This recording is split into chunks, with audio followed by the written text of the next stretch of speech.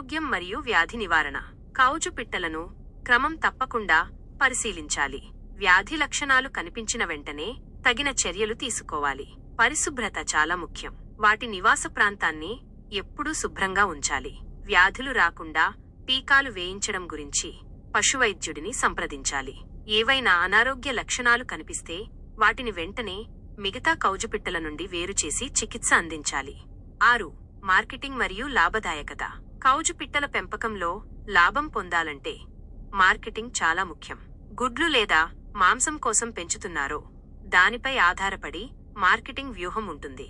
స్థానిక మార్కెట్లు, రెస్టారెంట్లు, హోటళ్లు మరియు సూపర్ మార్కెట్లలో వాటిని విక్రయించవచ్చు. కౌజు ఉత్పత్తులకు డిమాండ్ ఎలా ఉందో ముందుగానే తెలుసుకోవడం మంచిది. మంచి నాణ్యత గల ఉత్పత్తులను అందించడం ద్వారా నిలకడైన ఆదాయాన్ని పొందవచ్చు. ఈ సమాచారం మీకు ఉపయోగకరంగా ఉందని ఆశిస్తున్నాను. ఇలాంటి మరిన్ని ఉపయోగకరమైన వీడియోల కోసం VTV తెలుగు ఛానల్ను సబ్స్క్రైబ్ చేయండి.